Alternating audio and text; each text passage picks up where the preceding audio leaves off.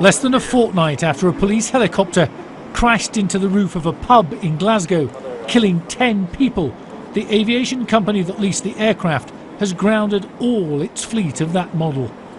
Bond Aviation Services made the decision to suspend its EC-135 helicopters after an air ambulance it operates in the northwest of England developed a fault with a fuel gauge. Eurocopter, which makes the EC-135, says the decision to suspend the fleet was Bond's and not recommended by them. And it's not something that's taken lightly. It has a global impact, a decision like that. If you can imagine that that type of aircraft is in operation all across the globe, to ground the fleet is a serious decision, but aircraft operators put safety above profit. They really do, they have to, and in this case that decision's not really a surprise.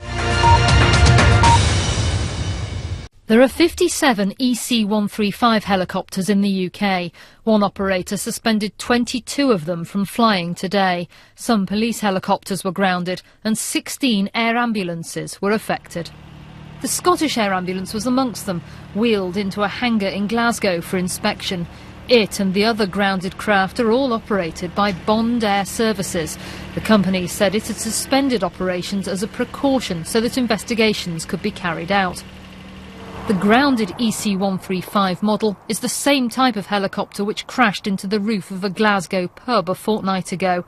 Today it was announced that a 10th person has died as a result of the disaster. Bond Air Services said there was no indication of a link between that crash and today's suspension from flying.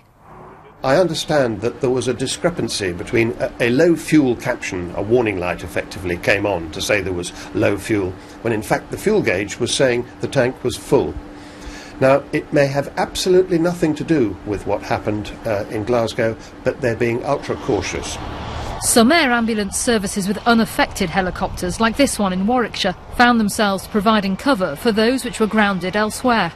Well, we've already been out to the northwest, we've already been to Cheshire, we've already had to support our sister aircraft, and with the rising demand over the weekend it will be probably significant and put us under a bit more pressure.